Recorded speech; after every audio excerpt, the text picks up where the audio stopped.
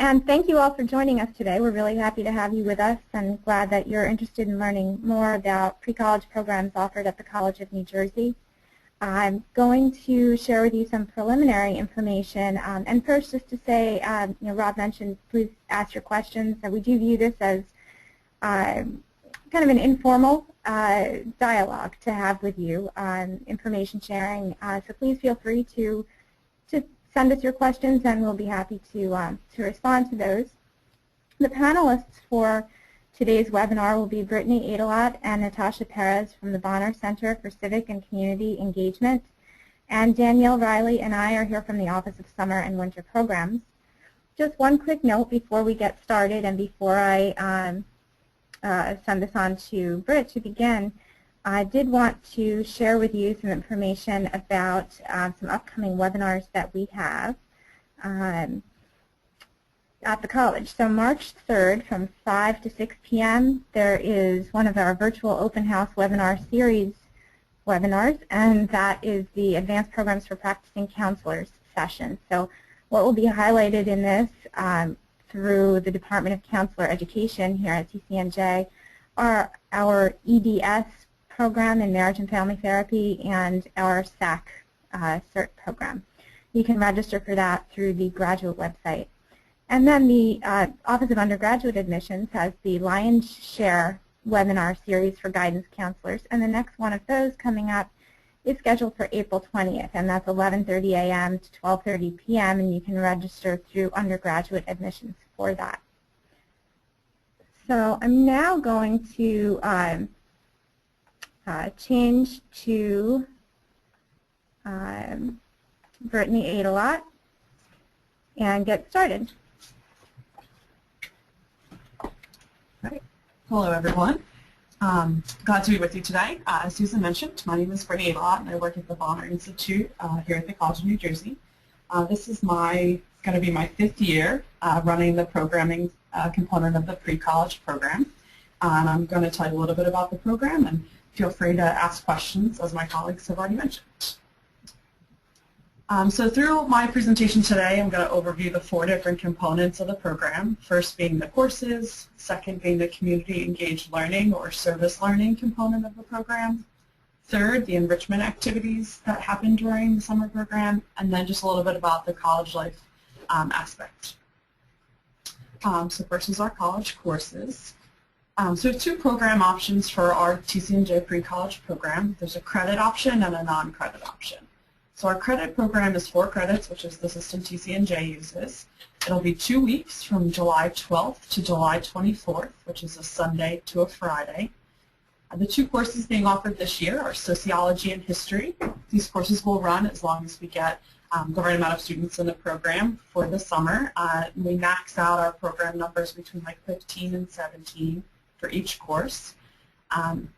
And then the community engaged learning that those 2 courses will do this year is with our K-8 summer program partner in Trenton, the Academic Sports Academy.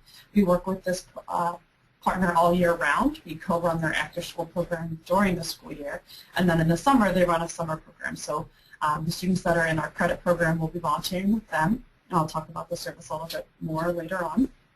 The non-credit program is not, obviously, no credits.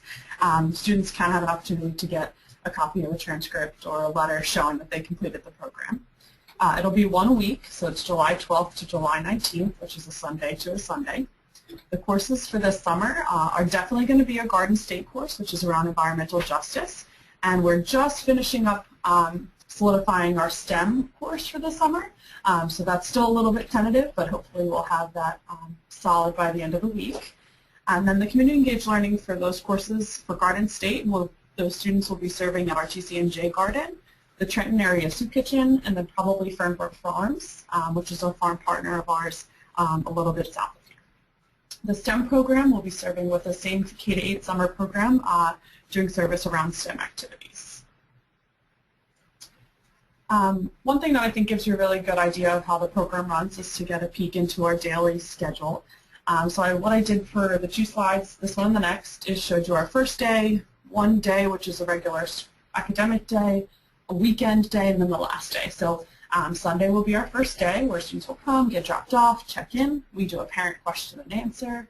and then a welcome for the students, some icebreakers and team building, and then we'll go through the program with all of the students. So, and then overview their service site, workshops, and then curfew kind of for the night, which students never follow, and they always stay up later talking to each other, but it's a fun first night. So the program schedule for Sunday the 12th will be the same for both the credit and the non-credit students. The same with kind of the daily schedule. Depending on the professor and the way they're going to teach the course, it could be a little bit different. But normal day for with courses, which would be Monday through Thursday, is breakfast. We'll go to service in the morning, come back to campus for lunch, have class, have a little break and time for blogging, which we do almost every day with the students, dinner, and then some optional workshops at night. So the workshops in the past have consisted around like college readiness, so maybe resumes. The first day we often do workshops around how to do college reading and writing, since that applies to everybody who's in the program. And then the homework time at night. We make all the workshops optional because a lot of students really do utilize all of their nighttime for their coursework. These are real college courses, and the professors teach them that way. They want to be true to what the students would see if they were a student here at TCNJ. It is a shorter amount of time for a course, obviously, but the professors really do a good job of completely integrating the service work that we do into their course. And then at night, the students are really doing college level work, so they might have a reading to do and then a reflection to write on the reading. Or the credit courses both have a component of a research paper, so the students might already be working on their annotated bibliography or different components of their research paper. So all of our workshops are optional because academics are going to come first, but we do give them an opportunity to attend workshops if they are caught up on their homework. We try to have people go to sleep before 11:30, but again, that'll depend on the year and the type of work that the students are doing. And a day like Saturday in the middle of the program for both the non-credit and credit, we try to do a full day of social day because by this time in the week, the students are really probably a little bit overloaded and ready to take a little break. So that Saturday could look like breakfast and then a social trip for the day. In the past, we've gone to Grounds for Sculpture, which is right here in Hamilton, the Magic Gardens, which is a mosaic garden in Philadelphia, or a baseball game. We've done the local Trenton Thunder game, which was fun but hot in the past, so we'll see what we decide for this year. They might come back to campus, and then we'll have some other lighter workshops. Some of the students do start to get nervous about their homework, so if they want to use that time for study hall, again, we'll allow that. And then maybe we end the night with a movie that the students are interested in. And then the final day for both programs, these are different days. So Sunday, July 19th, which will be this summer's one, for the non-credit students, and then the credit students, this day will be their Friday, the 24th. So this day looks like breakfast, kind of our post-survey to gather information about how they liked the program, presentation practice. The presentations the students will be doing on the final day are presentations they're working on for their class. So this is a presentation of what they've learned, how they've connected their service to their coursework, and the presentations are designed for their parents. This is something that's been really successful the past summers, where parents get to come and see what their students have been doing for the time that they're here. So they'll practice the presentations with their professors. The parents will come, we'll do final presentations, as video and pictures, and kind of a little graduation ceremony with all of the students, and then we'll have a closing, and then the students will check out for the day. So that's a little insight into what kind of our example daily schedule might be for the program. So as I mentioned, here are just some pictures from class and study hall. So the courses, we've been running the sociology and history courses for the longest, and those courses have been really popular, and the professors work with us all year long. The course in environmental justice, which is some pictures you'll see here. This is Dr. Nordquist, who is actually a colleague of mine in the Bonner Institute and a professor here. So he teaches this course outside, right in the garden, as long as it's nice. And it's a really cool course for the year. And the STEM course will be new this year based on interest that we've heard from high school students and school counselors. Here's a picture of some final presentations where the students get to talk about their research and what they learned. So the second component to the pre-college program is community engaged learning. Community engaged learning is a really big part of TCNJ's culture, and this is my daily job. We do this kind of work all year round with professors on campus that want to integrate service into their courses. So as I mentioned briefly, the Academic Sports Academy Summer Program is going to be one of our main sites. In the past, we've used a bunch of different sites. We've had students go out and do all the different things. We keep coming back to the Academic Sports Academy because this has been the most impactful site we've seen over the summers. So the students come in and they're taking their classes with us, and they go to the site and they work with kids, and this is the site that everybody has just really, really enjoyed and really learned a lot from. So in the pictures that are on the screen here, you see two of our students teaching the kids. So this is one thing that we try to have them do while they're with us, is they're not just kind of going in and playing with the kids all day, but they're going to teach them something. So this top picture is them teaching mindfulness workshops to help the students work on their emotion regulation and stress regulation management through the couple weeks. The bottom is them hanging out with the kids, of course, because you'll have some time to do that too. And then the picture on the right is from a different summer program that we worked with a couple summers ago, where they did some arts and crafts. Last summer we also did a mural project, which at the moment we're not planning for this summer, but definitely could be a future summer program.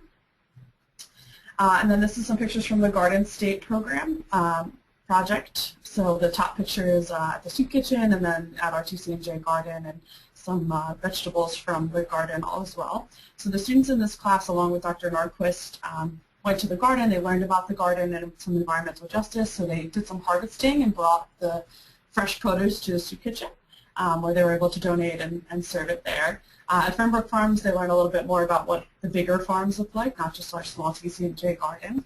And then in the past, Dr. Nordquist has also had some special guests come in and talk to the students as well. As I mentioned, we didn't do the STEM project this past year, so I don't have pictures from that, but we're hoping to have them work with the kids at the Academic Sports Academy summer program and doing some STEM-related teaching there. So the third component is going to be enrichment activities, and this is one of my favorite and I think most important components for the very beginning of the program. One thing we really pride ourselves on that has been part of the program each year is that the students leave here connected to the other students that are in the program with. And you'll see some of the pictures as we slide through of us doing some team building exercises where we kind of break everybody in and have everybody get to know each other. And this is really almost the whole first day as we're doing team building so that everybody's comfortable being in the group and living together. Other enrichment activities could include guest speakers and workshops, as I've mentioned. In one of the classes last year, we did a local tour. We drove through Trenton and then Princeton and Ewing. And the picture on the top right is the actual founder of the Bonner program. It's a national community service program. He happened to be at the Bonner Foundation in Princeton, so that was a cool run-in there. We've had guest speakers in the bottom left. You'll see Rob Fiorello from PEI Kids, which is a prevention program in Trenton. He came and talked about kind of important things that the students should know about kids in urban cities and advice for them. So those guest speakers and workshops are definitely a really important part of the program too. And then, as I mentioned, some social trips, the Grounds for Sculpture, and the top right picture is going to be in Trenton, which is a walk about history that they went on, and then the Magic Gardens, and then last year we did go to Harbor Park in Philadelphia after the Magic Gardens to enjoy the nice day. The last component of the program, which is one that the students always enjoy, and this is the part that they say helps them really feel like how they're gonna do in college, and some of the quotes we've had from the past years are that I'm now not so nervous to go to college by myself anymore. I know what it's like to live in a dorm and really live on campus. So in their free time, we do have a volleyball court here, so that's a popular thing for them to do. And they also just kind of hang out and order food if they want to, and really get to know what it's like to live on campus. We have our structure for staffing. I will be on campus during the program along with Natasha Perez, who is going to be in with us today, but she got pulled out for a different meeting. So we will be on campus for the summer. Along with us, we have our Bonner Community Scholar students who are doing this work all year round with us. And we'll have a number of them on campus with us. So they really get to guide the high school students through this college life component of the program. So they help them with their homework, they help them with time management, help them figure out how to order food from off campus if they wanted to, and they really get to see, get a taste of what it's like to live on campus, especially at TCNJ. So that's the end of my component of the program. The 4 different components we've gone through, but if anybody has any questions, I'd be happy to answer those for you. All right, so then I'm going to kick the presentation back to Susan to talk a little bit more about how to apply in the next components of the program.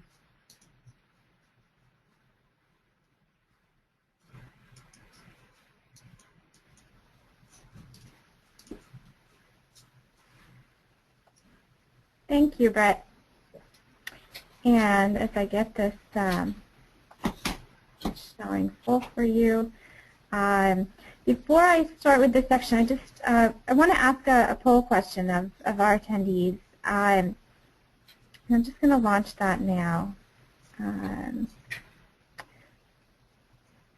So you should see that it's asking what type of pre-college programs your students are seeking. Primarily, are they looking for credit or non-credit? So I'll give a minute for people to respond. And actually, it looks like it's split. They're coming in interested in both, which is good. That's good to know. And we'll do another poll in a moment. I'm going to close that. Okay, so just to talk in a little bit more specifics about the courses, Britt went through what some of the offerings have been and what we are planning for this summer, but to give you the specifics on dates that we're looking at, the credit-bearing course options are scheduled to run from July 12th through 24th. Those are 2-week courses, the credit-bearing option. And students would choose one course. So as Britt mentioned, we have had and plan to have again Sociology 101, which is Introduction to Sociology, and then History 165, which is History of American Cities. And then for non-credit course options, these are 1 week. So these are July 12 to 19. And you saw some great images from the Garden State course that was run. And then also Britt talked about the STEM course that we're looking to begin this summer as we've had interest expressed in that area. So students would request one course upon application. And again, just another quick poll before we move forward. Just want to ask you as well, and I just launched that poll, which of these options do you think would be most interesting for your students? And we'll give a minute for some responses on that.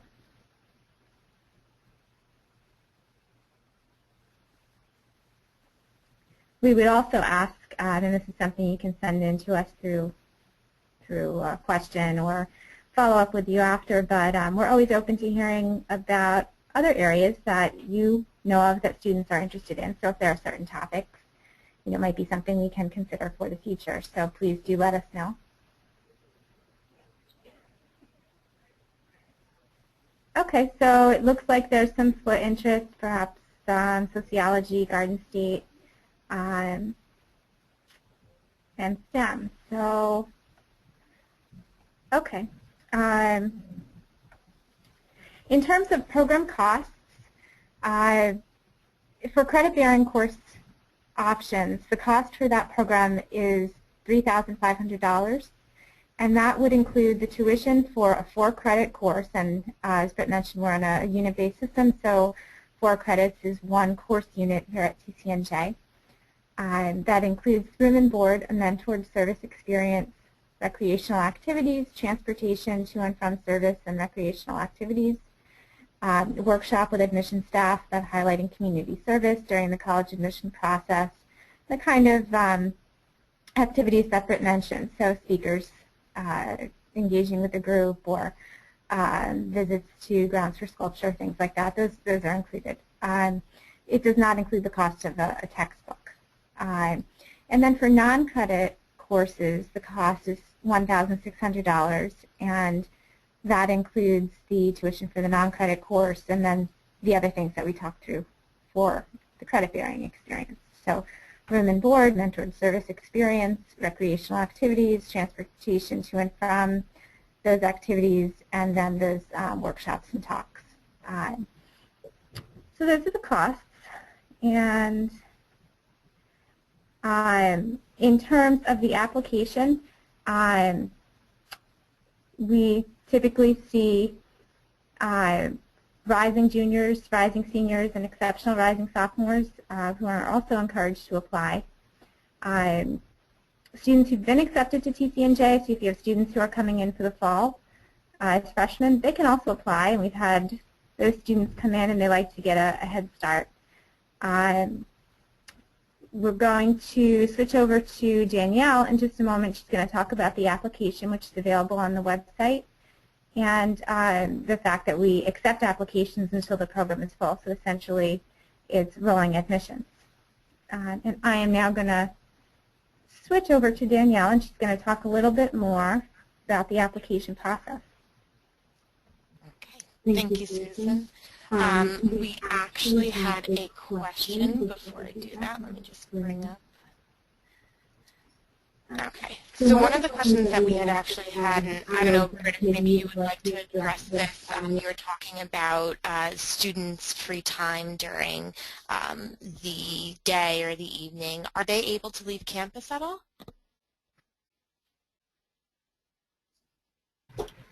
That's a great question, Danielle. So we actually ask that the students do not leave campus while they're here at TCNJ for the program.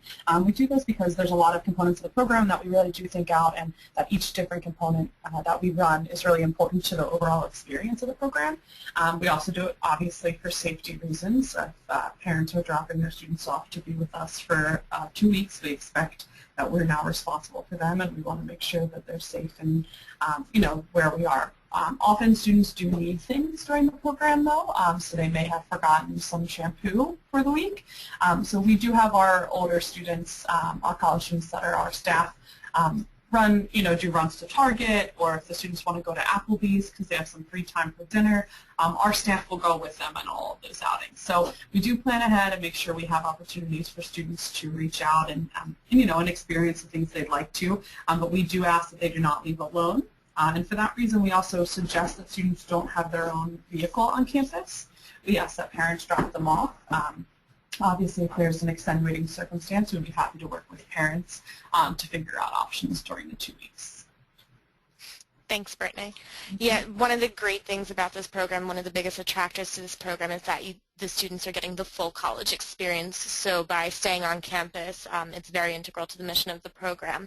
And with that being said, with the application that we ask for a letter of recommendation, a personal statement, official high school transcript.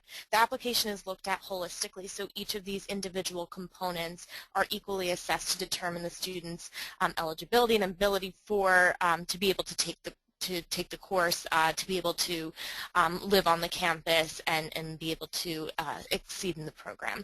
So the letter of recommendation, we do require that it comes from a high school counselor, principal, or teacher who knows the student well. The reason for it being a high school counselor, principal, or teacher is they should be able to assess the student's ability at the moment to take a higher level course.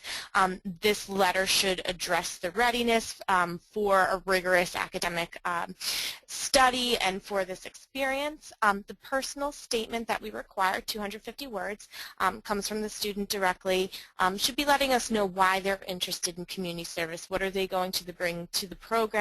What are their goals? What do they hope to get out of it? It should talk about their past experiences, whether it be in service or if they've done any other type of program like this. We will also need an official transcript from the high school. This is in addition to our online application. The link to that is below. Our application, they are able to upload their personal statement. There is a space that they can upload the letter of recommendation, but we completely understand that most recommenders won't give that out to the students, so we certainly do accept that sent to us via email or mail from postal mail from the recommender, and I'll provide information regarding our address at the end of the presentation. The transcript should be sent from the high school directly, as we do need an official copy of that transcript. once the full application is submitted and once we receive all supplemental documentation, that's when the application is reviewed. As Susan had mentioned earlier, it is a rolling application process, so it is definitely a first come, first serve type of admissions process. Once the program fills up, which is typically in June, we would not look at any more applications, so it is certainly much better for a student to apply earlier. As mentioned before, our application is slated to open next week as we finalize our final course offerings. So as I mentioned, you can upload your recommendation and essay directly to the application. The recommendation can be mailed or emailed, and the transcript should be mailed out from the school. If you have any questions about the admissions process, our office is accessible via email and phone as indicated there. Our application supplements should be mailed to the address listed. This is all available on our site, so students can be directed there as well. And if they have any questions, they can feel free to reach out to us. One of the questions we actually got before as well addressed the completion of the program and if students receive a certificate or anything that they can use so that they could put it on their resume or anything like that at the end of the program. When a student is accepted to the program, they gain access to all of the TCNJ information systems that our regular matriculated students gain access to. So for example, they're able to log into PAWS, which is the student information system, and at the end of the program, they can request a transcript from there which would show their grade. In the case of the non-credit course, it would say pass-fail. In the case of the credit-bearing course, it would show the actual grade and credits earned. So they would be able to use that at the end of the program.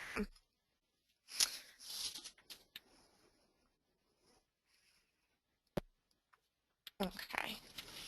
So if anyone has any other questions. Okay. And we do have another poll question that we'd like to launch right now too while we're addressing some of the other questions.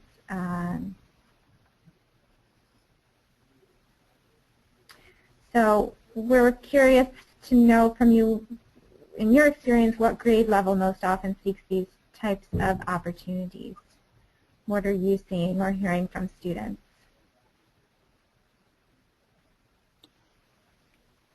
Okay, so it seems like a number of you are saying current sophomores are inquiring, so that's good to know as well.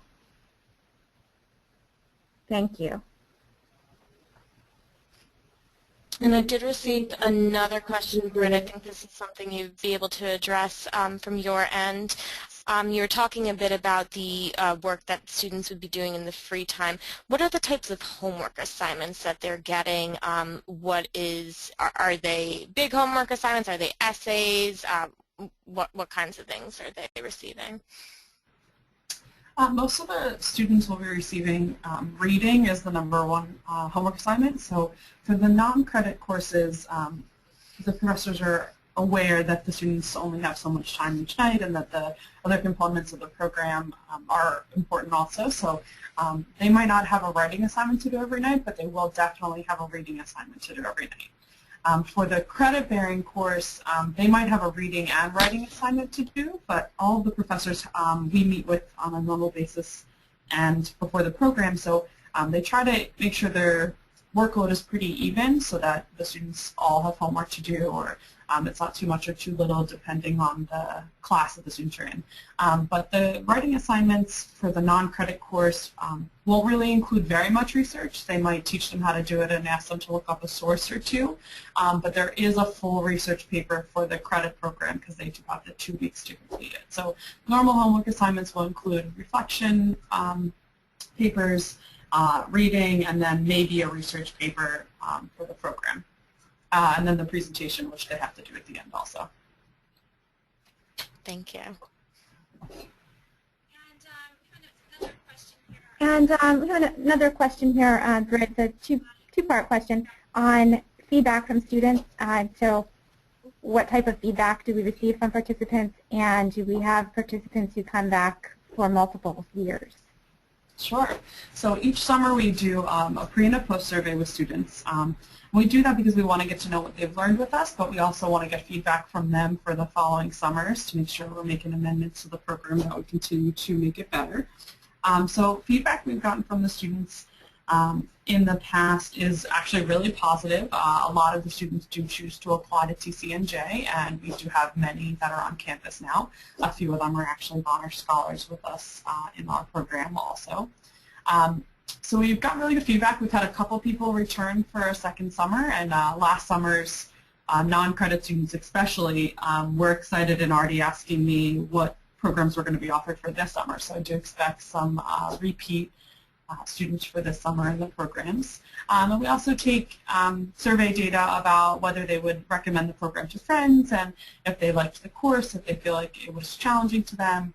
And for the most part, for the last couple summers, we received a lot of very positive information that they felt the course was rigorous, but it still allowed them to really gain the college experience and have fun along with the coursework that they did. Okay, great. Thank you. Okay. Well, it looks like we have covered the questions that have come in, so hopefully we've been able to answer all the questions that you have, but certainly as was mentioned at the outset, if you do have additional questions, and I think you can still see that slide that shows you our email address and phone number. So if you do have additional questions, please feel free to reach out to us. We're more than happy to talk with you and to chat with you some more about the program individually. So we thank you again for joining us today and taking the time to spend with us. We did want to remind you about those other 2 webinar opportunities that are upcoming March 3rd for advanced programs for counselors and April 20th for the Lion's Share webinar through undergraduate admissions. And again, thanks so much. And if you have questions, please let us know. But otherwise, have a good day.